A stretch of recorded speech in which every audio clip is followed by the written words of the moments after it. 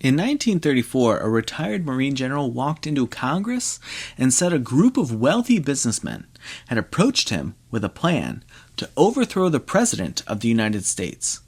So Congress investigated, and in early 1935, they issued their report, and it said there is no question that these attempts were discussed, were planned, and might have been placed in execution.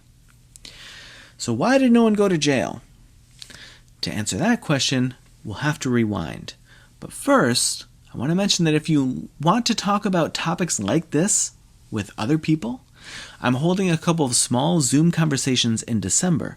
You can find details through the link in my profile. Okay, back to the video. Smedley Butler wasn't some fringe figure. He was one of the most decorated Marines in U.S. history. With 2 Medals of Honor, he had a straight-talking, populist way about him, and he was beloved by veterans, and quite literally, he was feared by powerful people. And lucky for us, after retiring, he began to speak out. He said he'd spent his career being used as, in his words, a racketeer for capitalism, saying that war wasn't for democracy, it was for Wall Street. So when a bond salesman named Gerald McGuire, who was backed by the deep pockets of financier Robert Sterling Clark, started cozying up to him in 1933, Butler paid attention. Ultimately, they pitched him a plan.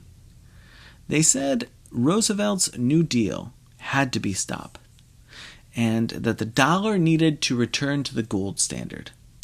They proposed that a new veterans group, led by Butler, could pressure or even replace the president. One line stuck with him. They told him, "You're the only man in America who can get the soldiers together." And Smedley Butler said no. And then he told Congress. The McCormack-Dickstein Committee listened and investigated. And then in February 1935, they issued their findings. They found that these weren't just rumors. They said that the plan had been real enough to be discussed and organized and even prepared. And if the financial backers gave the word, it would have gone through. But here's the thing. No one was prosecuted for anything.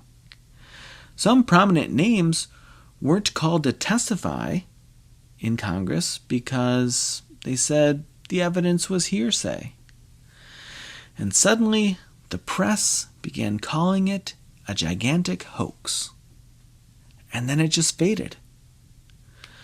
So, why might things have panned out this way?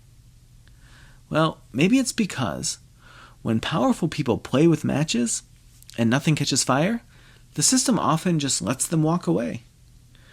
Now, imagine it's soon to be 2026, and executive power has expanded, and private interests continue to shape public institutions. And once again, there's talk of reorganizing government to make it more obedient. There's even a plan, Project 2025, led by conservative think tanks and backed by major donors and former officials. Supporters of this call it reform, and critics say it would concentrate power in the presidency and gut institutional checks.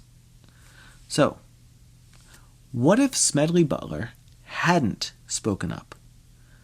What if he hadn't turned those powerful financiers down? And more urgently, what does it say about our system when a plan to seize power can be documented and then forgotten? What would justice look like if the plotters wear suits and ties and fund campaigns? History lingers for a long time, waiting for memory to fade. So if it happened once, how would we know if it's happening again right now?